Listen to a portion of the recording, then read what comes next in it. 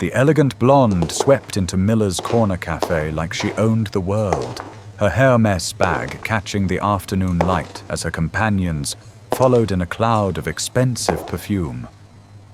Elizabeth von Stein's crystal-clear German cut through the warm Boston air. Was für ein schäbiges kleines Café. What a shabby little café. Her friend's laughter was sharp as broken glass. Der Kellner sieht aus wie ein Verlierer. The waiter looks like a complete loser. Behind the counter, Jack Miller's hands stilled on the coffee cup he'd been wiping, his weathered fingers tightening around the ceramic. His 10-year-old son Tommy looked up from his homework, worry creasing his young face as he recognized the tension in his father's shoulders. The German words hung in the air like poison. 8 years in Berlin had taught Jack many things: how to save lives, how to speak perfect German, and how to recognize the moment when everything changes. He set down the cup and walked toward their table. Jack's footsteps were measured, deliberate. The worn floorboards of his café creaked beneath his weight as he approached the table where the 4 tourists sat, like royalty surveying their kingdom. Elizabeth's manicured fingers drummed against the mahogany surface, her diamond tennis bracelet catching the afternoon light streaming through the windows. The scent of her French perfume mixed with the familiar aroma of coffee beans and fresh pastries that usually brought Jack comfort. Today it felt suffocating. Tommy's pencil had stopped moving across his math homework, the boy's dark eyes tracking his father's movement with the intuition that comes from living through someone else's nightmares. The blonde woman continued her critique in rapid German, unaware that each word was being absorbed and understood. Wahrscheinlich versteht kein Wort, she said with a dismissive wave of her hand. He probably doesn't understand a word. Her companion, a thin man with wire-rimmed glasses, laughed and added his own observation about the pathetic decor and desperate atmosphere of working-class establishments. Elizabeth's eyes swept over Jack as he approached, taking in his simple black t-shirt, the small coffee stain on his apron, the calloused hands that spoke of manual labor. She saw exactly what she expected to see. Nothing worth her time or consideration. Jack stopped beside their table and placed 4 menus down with practiced precision. His movements were controlled, but Tommy caught the slight tremor in his father's left hand, the one that always acted up when the old memories surfaced. The cafe's background music, a soft jazz melody, seemed to fade as the moment stretched between them. Elizabeth barely glanced up from her phone, where she was typing what appeared to be an urgent message. The late afternoon sun slanted through the windows, casting long shadows across the worn wooden tables that Jack had refinished himself 3 years ago, when he'd first taken over this place from his father's estate. Guten Tag, Jack said quietly, his voice carrying the precise accent of someone who had spent years navigating the streets of Berlin. Ich verstehe jedes Wort, das Sie gesagt haben. The words fell into the space between them like stones dropped into still water. Elizabeth's fingers froze over her phone screen. Her friend's laughter died mid-breath. The thin man's wire-rimmed glasses slipped slightly down his nose as his mouth opened in shock. The afternoon light seemed to shift, throwing their faces into sharp relief as the reality of what had just happened settled over the table like a heavy blanket. Elizabeth's head snapped up, her blue eyes wide with something between mortification and disbelief. The color drained from her perfectly made-up face, leaving 2 spots of rouge standing out like warning flags on her cheeks. Her companions exchanged glances that spoke volumes about their sudden awareness of how completely they had misjudged the situation. The silence stretched for several heartbeats, broken only by the distant hum of the espresso machine and the soft scratch of Tommy's pencil as he pretended to return to his homework, while keeping one ear trained on the unfolding drama. Jack stood perfectly still, his grey eyes steady on Elizabeth's face, waiting for her response with the patience of someone who had learned to read situations in far more dangerous circumstances than a Boston cafe. Elizabeth's voice came out as barely more than a whisper, her usual confidence shattered like crystal against concrete. She cleared her throat and tried again, this time in accented English that carried the careful precision of expensive international education. "I'm terribly sorry. We didn't realize. We thought." Her words trailed off as she seemed to realize that there was no graceful way to explain away what they had been caught saying. The afternoon light caught the tears that were beginning to form in her eyes, transforming them into something that looked almost like diamonds. Jack noticed the way her hands trembled slightly as she set down her phone, the way her breathing had become shallow and quick. Jack's expression softened marginally, though his posture remained alert. "It's all right," he said in English, his voice carrying a gentleness that surprised even Tommy. "We all have bad days. Sometimes our words get away from us." He gestured toward the menus lying untouched on the table. "What can I get you to drink?" The question was simple, ordinary, but it carried the weight of a small mercy being offered. Elizabeth blinked rapidly, as if trying to process this unexpected kindness in the wake of her humiliation. Her friend with the wire-rimmed glasses shifted uncomfortably in his chair, while the other two members of their group seemed to be studying the cafe's walls with sudden intense interest. Elizabeth took a shaky breath and managed to meet Jack's eyes. "Coffee," she said simply. "Just coffee." Black, her voice was steadier now, though Jack could see the effort it cost her to maintain her composure. "And perhaps—" She glanced toward Tommy, who was watching the interaction with the careful attention of a child who had learned to read adult emotions for survival. "Does your son like hot chocolate? I'd like to buy him one, as an apology." The offer hung in the air between them, small but significant. Jack felt something shift in his chest, a tiny crack in the wall he had built around his heart since his wife's death 3 years ago. Tommy looked up from his homework with wide eyes, glancing between his father and the beautiful stranger who had just gone from enemy to potential friend in the span of a few sentences. Jack nodded slowly. "That's very kind of you," he said, and meant it. "Tommy, what do you say?" The boy's face broke into a shy smile. "Thank you," he said quietly, his voice carrying the same careful politeness his father had taught him. Elizabeth's face brightened slightly, as if Tommy's acceptance was a gift she hadn't expected to receive. The tension in the cafe began to ease, though Jack remained watchful, his instincts honed by years of military service still on alert for any sign of deception or manipulation. As Jack moved to prepare their drinks, he found himself studying Elizabeth in his peripheral vision. There was something about her that nagged at him, a familiar quality he couldn't quite place. The way she held her head when she was thinking, the small scar near her left temple that her makeup couldn't quite conceal, the unconscious gesture of touching her collarbone when she was nervous. These details filed themselves away in his mind with the automatic precision of someone trained to notice and remember. Behind the espresso machine, his hands moved through the familiar motions of grinding beans and steaming milk, the routine helping to calm the adrenaline that was still coursing through his system.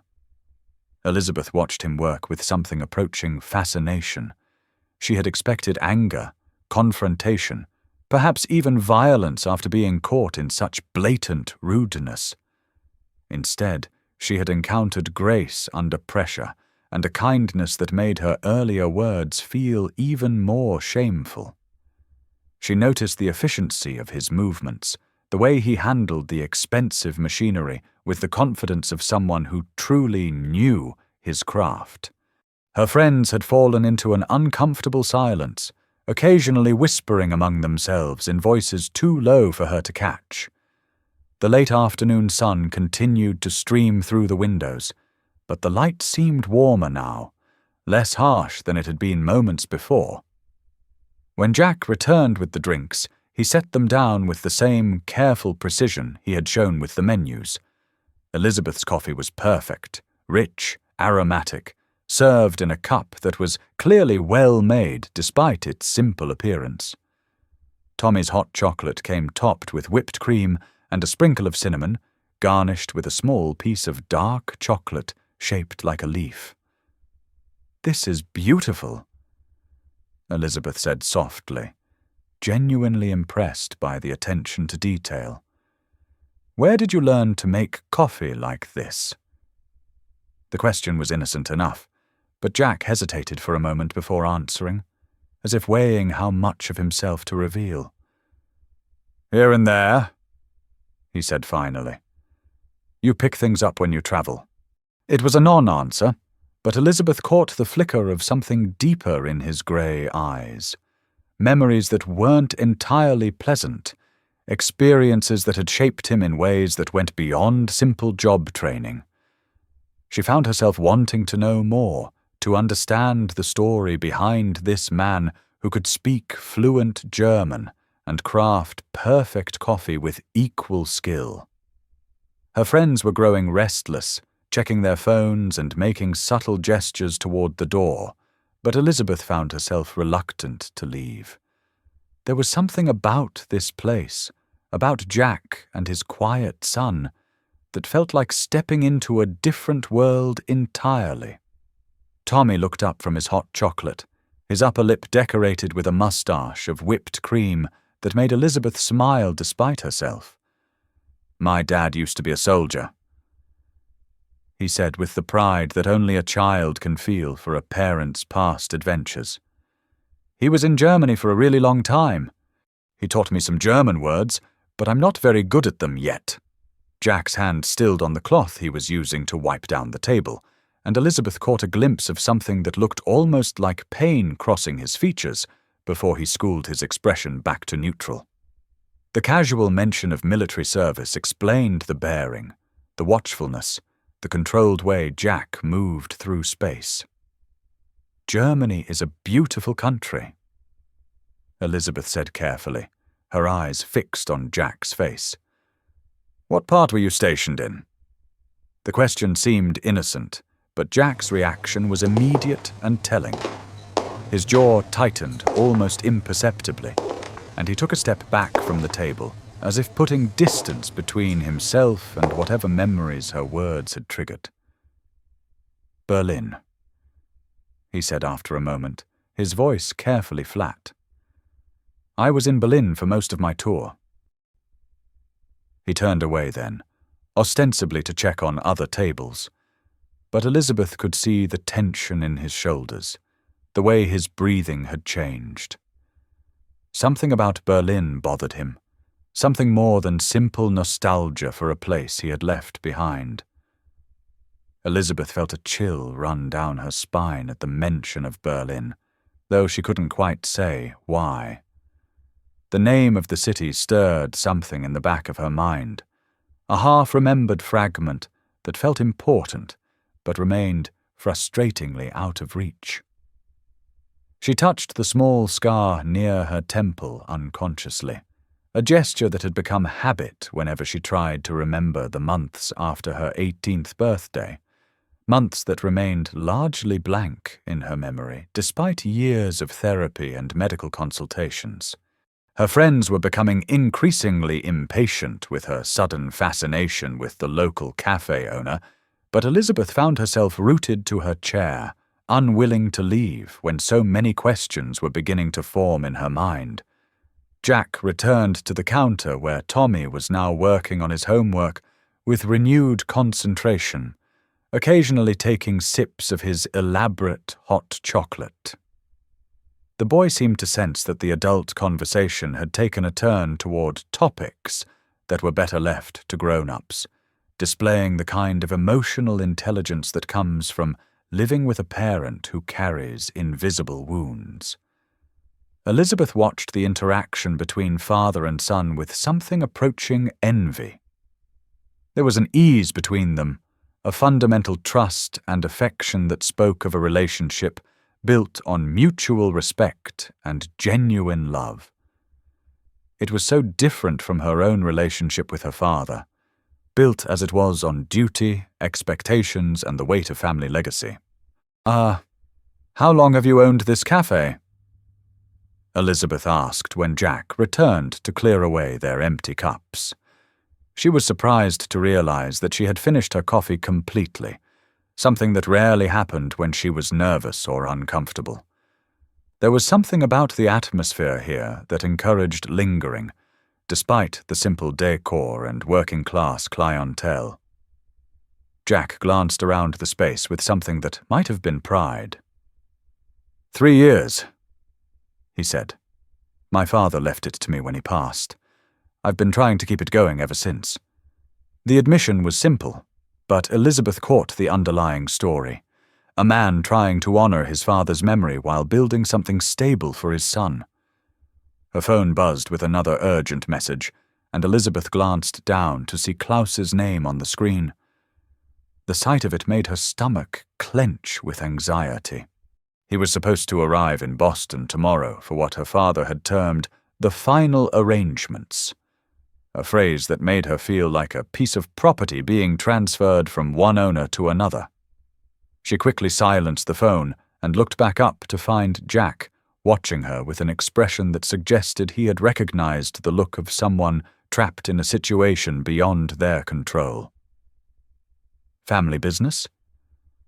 he asked quietly, nodding toward her phone. The question was polite but perceptive, as if he had some experience with the weight of family expectations. "Something like that," Elizabeth said, not trusting herself to say more without revealing the full extent of her current predicament. In less than 10 days, she was expected to return to Germany to participate in an engagement ceremony that would solidify a merger between her father's automotive empire and Klaus Richter's financial dynasty. The arrangement had been in the works for years, a careful negotiation between two powerful families who saw their children as assets to be leveraged rather than people with their own hopes and dreams. She had been running from that reality for 3 months now, but time was running out and her father's patience was wearing thin. Jack seemed to sense that he had stumbled onto sensitive territory and didn't push for more details. Instead, he began cleaning up around their table with the efficient movements of someone who had learned to read people and situations with military precision. Elizabeth found herself reluctant to leave, despite her friend's increasingly obvious impatience. There was something about this place that felt like sanctuary, a pocket of reality where she could simply be Elizabeth, rather than Elizabeth von Stein, heir to one of Germany's largest fortunes, and a key piece in her father's grand strategy for corporate dominance. Tommy had finished his homework and was now drawing on the back of a napkin, his tongue poking out slightly in concentration as he worked on what appeared to be a detailed sketch of the cafe's interior. "You're very talented," Elizabeth said, leaning over to get a better look at his work. The boy beamed at the compliment, holding up his drawing to show her the careful attention he had paid to details like the vintage espresso machine and the mismatched chairs that somehow worked together to create a cohesive whole. "Dad says I have good eyes for seeing things," Tommy said proudly. "He taught me how to notice stuff that other people miss." The comment sent another chill through Elizabeth. though she couldn't explain why. There was something about the combination of Jack's military background, his time in Berlin, and Tommy's casual mention of learning to notice stuff that felt significant in a way she couldn't quite grasp. Her friends were now openly checking their watches and making preparations to leave, but Elizabeth found herself frozen in place, caught between the familiar world of wealth and privilege that awaited her outside and this unexpected haven of warmth and genuine human connection. "We should go," her friend Marcus said, his voice carrying the subtle edge of someone who was accustomed to having his suggestions followed without question. "We have dinner reservations at 8, and you know how traffic can be." Elizabeth nodded absently, but made no move to stand. She was studying Jack's face again, searching for something she couldn't name. There was a quality to his features, a familiar set to his jaw and the way he held his head when he was thinking, that stirred memories she couldn't quite access. The scar near her temple seemed to throb with phantom pain, as it sometimes did when she pushed too hard against the blank spaces in her memory. Jack noticed her scrutiny and met her gaze directly, his grey eyes steady and unreadable. "Is everything all right?" he asked, his voice carrying genuine concern rather than mere politeness. Elizabeth realized she had been staring and felt heat rise in her cheeks. "Yes," she said quickly. You remind me of someone, but I can't quite remember who." The admission hung between them, loaded with implications neither of them fully understood.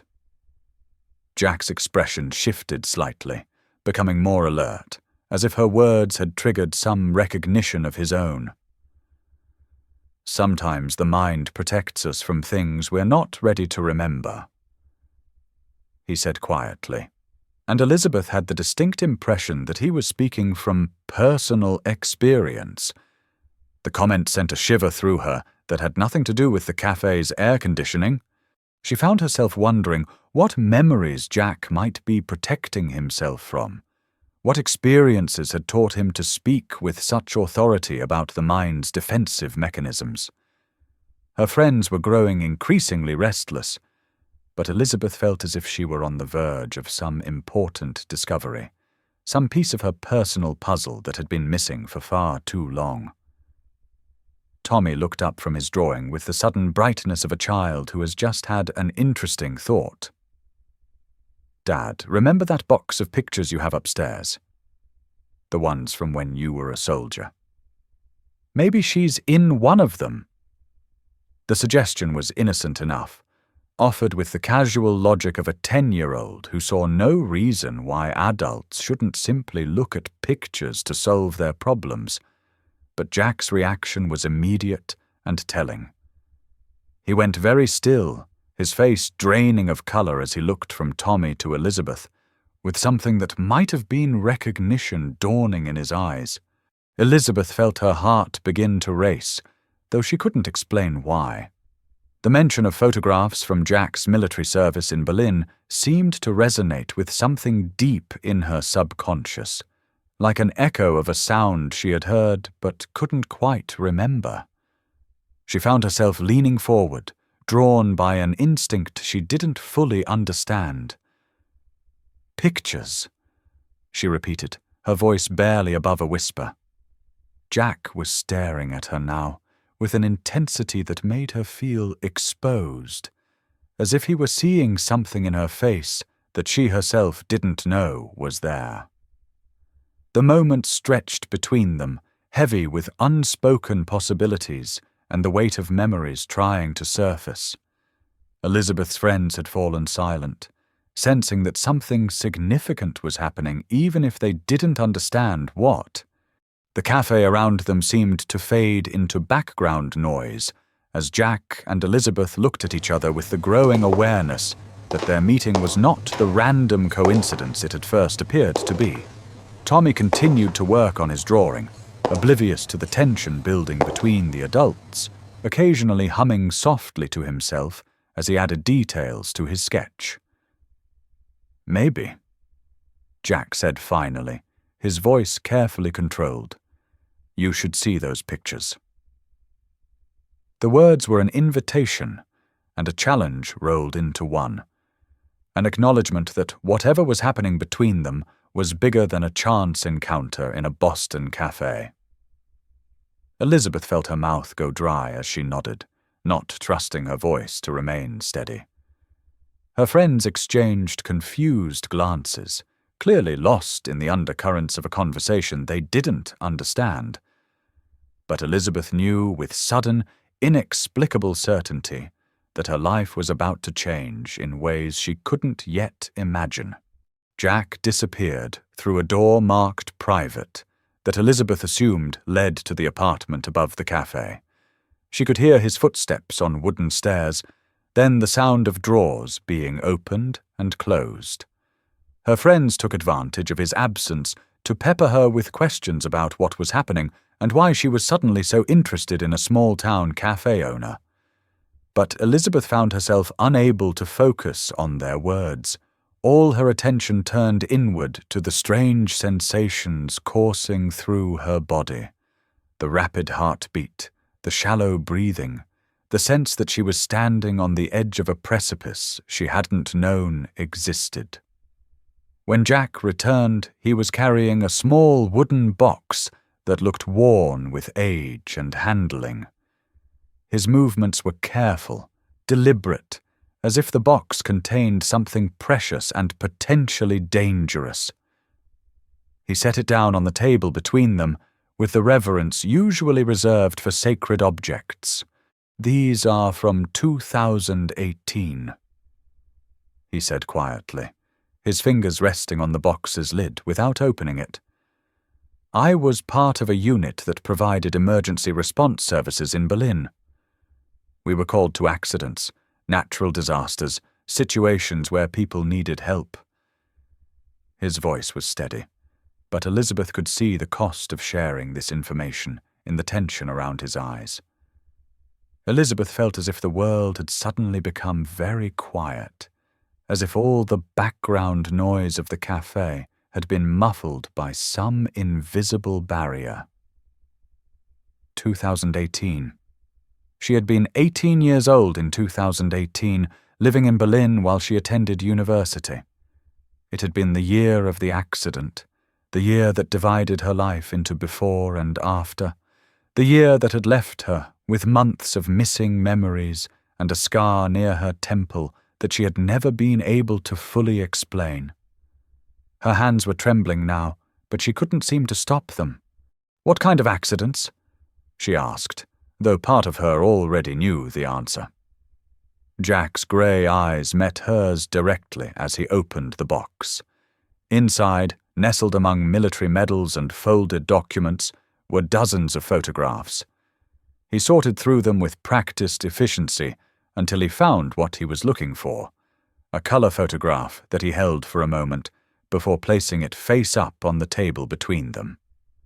Elizabeth looked down and felt the world tilt sideways. In the photograph, a younger version of Jack in military fatigues was kneeling beside the wreckage of an expensive German sedan, his arms wrapped around an unconscious young woman with blonde hair and blood streaming from a wound near her left temple. The woman in the photograph was unmistakably Elizabeth herself, 6 years younger and fighting for her life in the aftermath of the accident that had changed everything. She could see her own face clearly despite the blood and trauma, could recognize the distinctive shape of her nose and the set of her mouth even in unconsciousness. But it was Jack's expression in the photograph that made her heart stop, the look of fierce protectiveness and gentle compassion as he held her broken body, the careful way his hand supported her head and neck, the intensity in his eyes as he looked up at whoever was taking the picture. "Oh, my God," Elizabeth whispered, her voice breaking on the words. "Oh, my God, it's you. You're the one who saved me." The memories came flooding back all at once, the sound of twisting metal, the smell of gasoline and burning rubber, the sensation of being lifted and carried by strong, gentle hands. And through it all, a voice speaking to her in German, telling her she was safe, that she was going to be all right, that help was coming. Jack's voice, though she hadn't known his name at the time. Her friends stared in shocked silence as Elizabeth began to cry, tears streaming down her face as 6 years of missing pieces finally clicked into place. Jack's own eyes were bright with unshed tears as he watched her process the revelation. "I wondered if you would remember," he said softly. "You were unconscious for most of it, but you kept trying to talk, trying to tell me something. I stayed with you until the medics arrived, rode with you to the hospital. When you were stable, I tried to visit, but—" He trailed off, his jaw tightening with what looked like old pain. "I got word that my wife was sick. Terminal cancer. I had to come home immediately. I never got to see how you recovered, never got to know if you were all right. I looked for you," Elizabeth said through her tears, her voice thick with emotion. "For years, I looked for you. I hired investigators, searched through military records, tried everything I could think of to find the American soldier who saved my life. My father thought I was obsessed, said I should let it go and focus on the future. But I couldn't forget that you were out there somewhere, and I never got to thank you." She reached across the table and took his hands in hers, not caring that her friends were watching with wide-eyed amazement, or that other cafe patrons had begun to notice the emotional scene unfolding in their midst. Tommy had put down his drawing and was watching the adults with the kind of solemn attention that children reserve for moments they know are important even if they don't understand all the details. "Dad," he said quietly, "is this the lady from your nightmares? The one you couldn't save in time?" The question was innocent, but it hit Jack like a physical blow. Elizabeth could see him struggle with the weight of memories he had clearly been carrying for years. Not just the trauma of her accident, but the guilt of leaving before he knew she would be all right. The unfinished business that had followed him across an ocean and through the years since. "I did save her," Jack said, his voice rough with emotion as he looked at his son. "I saved her, and she saved me right back." He turned to Elizabeth, his grey eyes bright with tears he was finally allowing himself to shed. "I thought about you every day. Wondered if you recovered fully, if you went back to university, if you were happy. Knowing you're all right, seeing you here." He shook his head, overwhelmed by the magnitude of what was happening between them. "It's like a piece of me that's been missing for 6 years just came home." Elizabeth felt something inside her chest break open, not with pain, but with a rush of connection and understanding that she had never experienced before. Looking at Jack now, she could see past the tired cafe owner to the hero who had pulled her from burning wreckage, who had held her broken body and promised her she would survive. But she could also see the man who had sacrificed his own peace of mind to care for his dying wife, who had built a life for his son from the pieces left behind after loss, who had carried the weight of unfinished business for years without complaint. "I need to tell you something," Elizabeth said, her voice steady despite the tears still flowing down her cheeks. "About why I'm really in Boston, about the life I'm supposed to go back to." She glanced at her friends, who were still staring in shock at the revelations unfolding before them. "Klaus is coming tomorrow, the man my father expects me to marry. In 10 days, I'm supposed to participate in an engagement ceremony that will merge 2 of the largest corporations in Germany. I've been running from that life for months, but I'm out of time." Jack's expression darkened at the mention of arranged marriage and corporate mergers. "And you don't want to marry him?" he said. It wasn't a question. Elizabeth shook her head, fresh tears spilling over. "I've never wanted any of it. The money, the corporate empire, the life where every decision is made for me by people who see me as an asset rather than a person. But if I refuse, my father will disown me completely. The company will be absorbed by Klaus's family, and thousands of people will lose their jobs. I'm trapped between duty and desire, and I don't know how to choose." Tommy had been listening to this conversation with the kind of intense focus that suggested he understood more than the adults might assume. "Dad," he said suddenly, "remember what you always tell me about doing the right thing even when it's hard?" Jack looked at his son with surprise, and something that might have been pride. "Sometimes the hardest thing and the right thing are the same thing," Tommy continued, parroting words he had clearly heard many times before. "Maybe the lady needs to figure out what the right thing is, not what the easy thing is." Elizabeth stared at the 10-year-old boy who had just cut through the complexity of her situation with the kind of clarity that only children possess. She felt as if she were seeing her life from the outside for the first time, recognizing patterns and choices that had been invisible to her when she was trapped inside them. "You're right," she said softly, looking from Tommy to Jack. "I've been so focused on avoiding the wrong choice that I haven't thought about what the right choice might look like." Jack reached across the table and gently touched the scar near her temple, the one that had been left by the accident 6 years ago. "This mark," he said quietly, "it's proof that you survived something that should have killed you. You're stronger than you know, braver than you think. Whatever choice you make, it should be yours to make." His touch was gentle, reverent, as if he were blessing rather than simply comforting her. Elizabeth felt a warmth spread from the point of contact through her entire body, a sense of coming home that she had never experienced before. "I want to stay," she said suddenly, the words spilling out before she could stop them. "I want to stay here, in this place, with you and Tommy.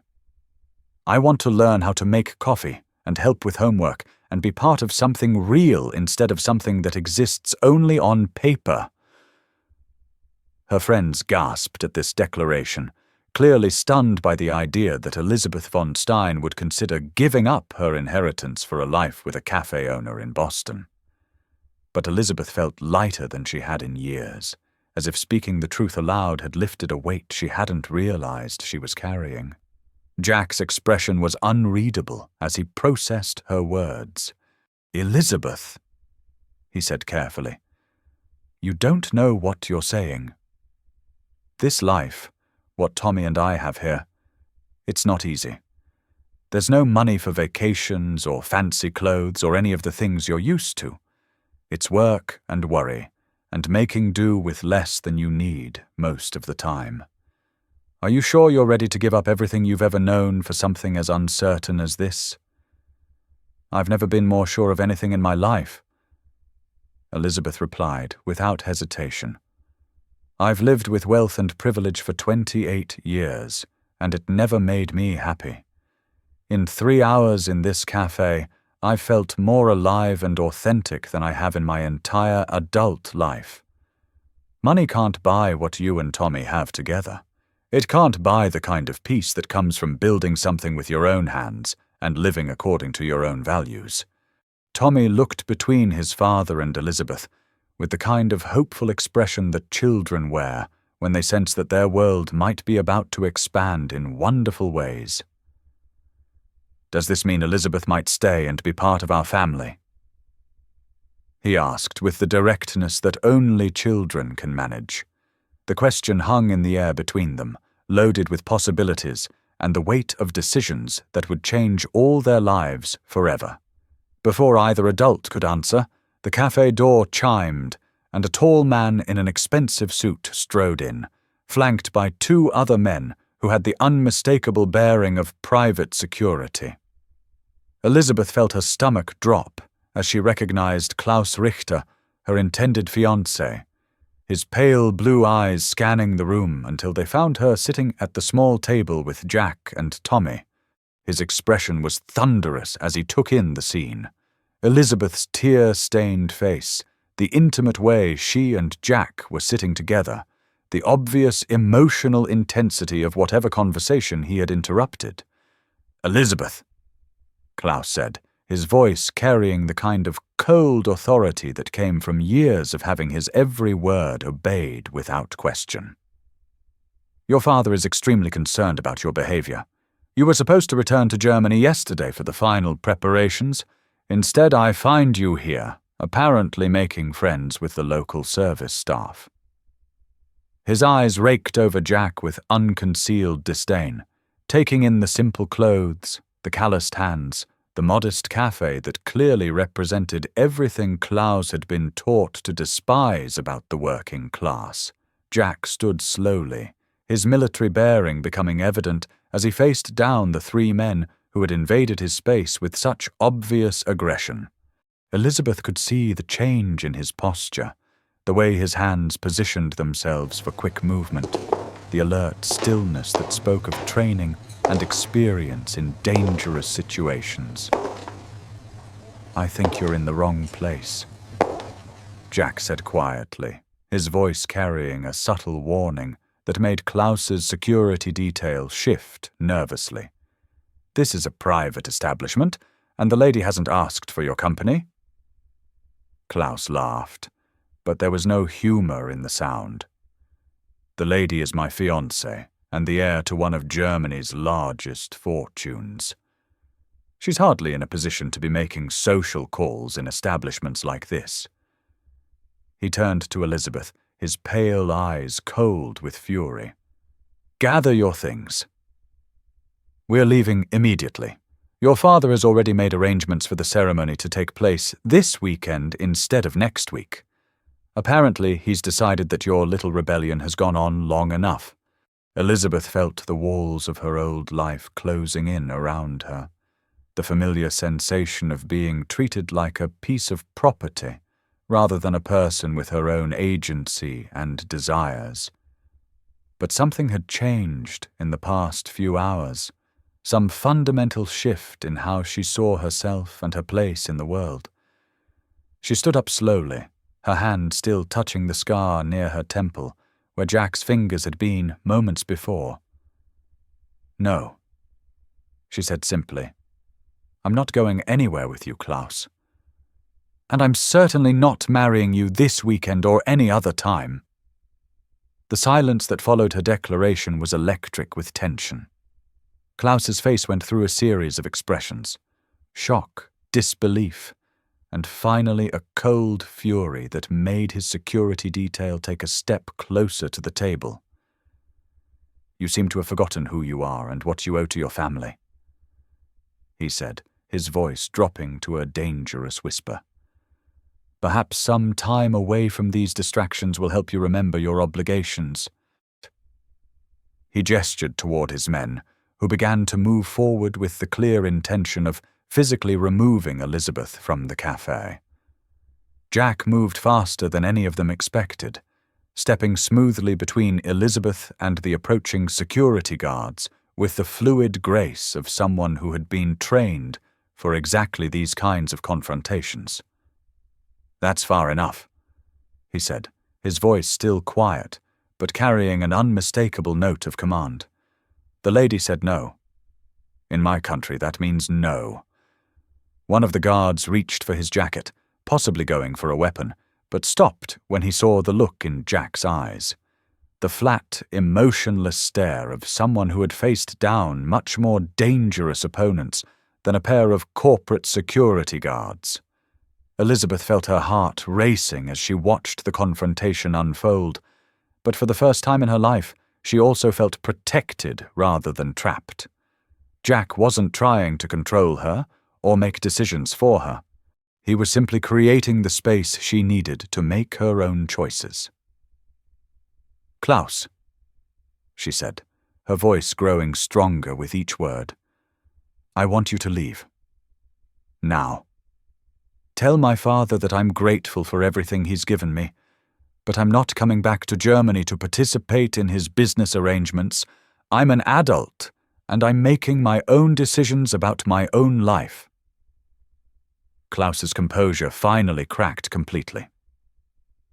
"You're making the biggest mistake of your life," he snarled, his aristocratic mask slipping to reveal the entitled, spoiled man beneath. "Without your family's money and protection, you're nothing. You'll be back within a month, begging for forgiveness and grateful to marry anyone who will have you after this humiliation."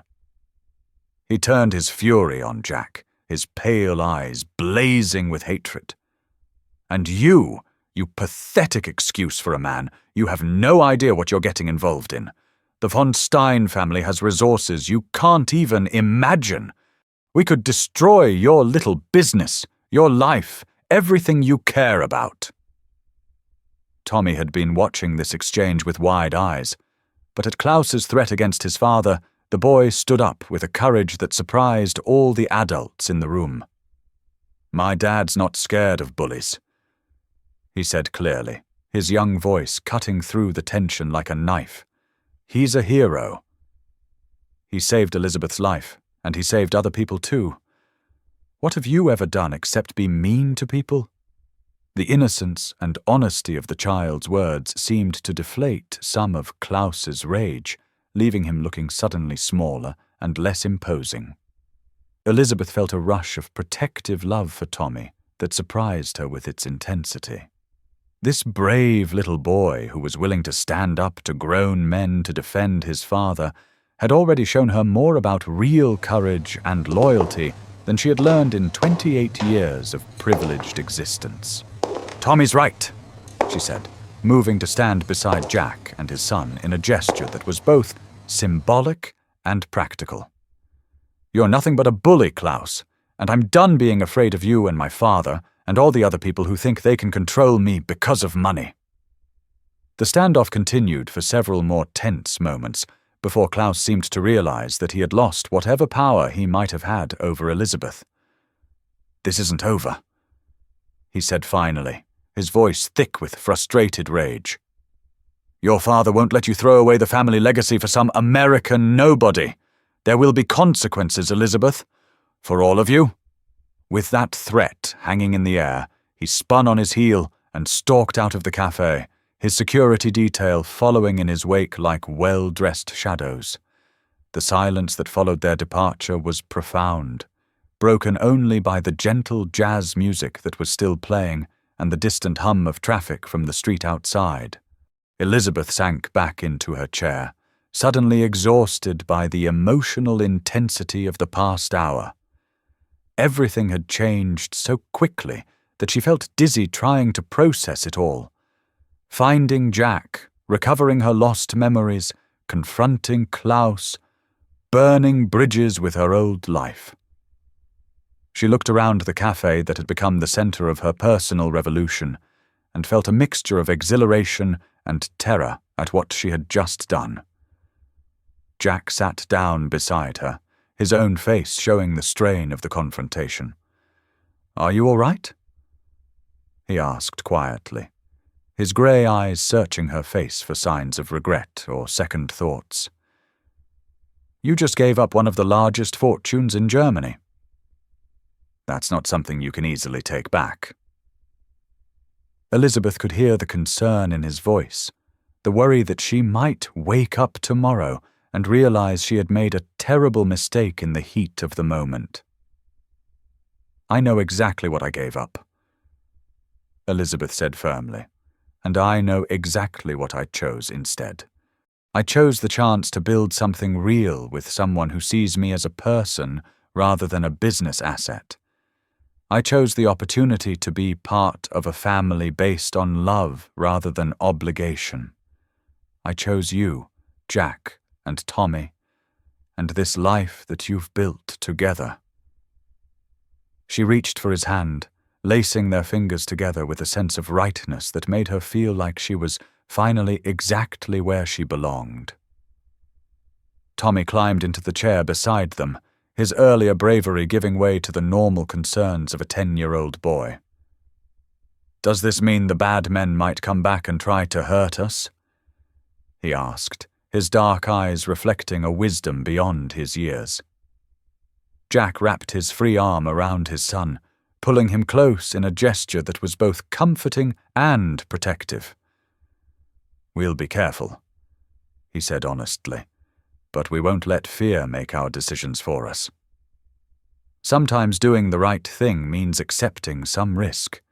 Elizabeth looked at the father and son who had welcomed her into their lives with such generosity and felt her heart break open with love for both of them. "I have money," she said quietly. "Not the family fortune, but my own accounts, investments I made independently over the years. Enough to help make sure this cafe succeeds, enough to give Tommy opportunities, enough to build a real life together if that's what you want." She paused, suddenly uncertain. "That is, if you want me to stay.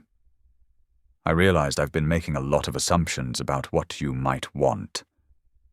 Jack was quiet for a long moment, his grey eyes studying her face as if he were trying to memorize every detail. 6 years ago," he said finally, "I pulled a broken girl out of a burning car and promised her she was going to be all right. Today, a strong woman walked into my cafe and reminded me what it feels like to hope for something better than just getting by. I think maybe we saved each other, each." He lifted their joined hands and kissed her knuckles gently.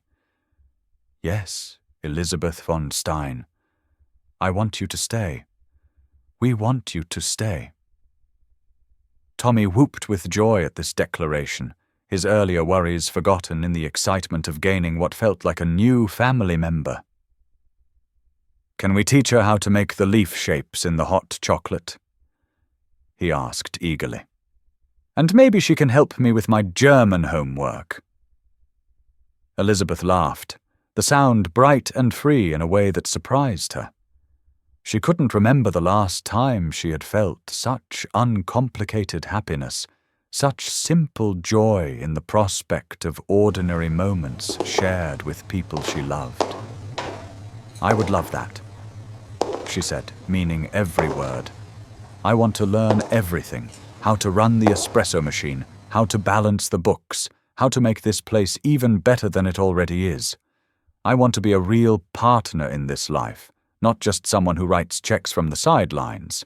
The future stretched out before them, uncertain but full of possibility. And for the first time in her adult life, Elizabeth felt excited rather than trapped by what tomorrow might bring. As the three of them sat together in the golden light of the late afternoon, surrounded by the warmth and comfort of the small cafe that had brought them together, Elizabeth thought about the photograph in Jack's wooden box, the image of him holding her broken body and promising her she would survive. 6 years later, that promise had been fulfilled in ways none of them could have imagined. She had not only survived, she had found her way home. The cafe door chimed again, and this time it was Elizabeth's friend Marcus who entered, looking sheepish and uncertain. "Elizabeth," he said hesitantly. "We heard the shouting. Are you all right?" Klaus looked like he wanted to kill someone when he left. Elizabeth smiled at him, recognizing the genuine concern in his voice, despite his earlier participation in the cruel comments about Jack and his cafe. "I'm perfect," she said simply.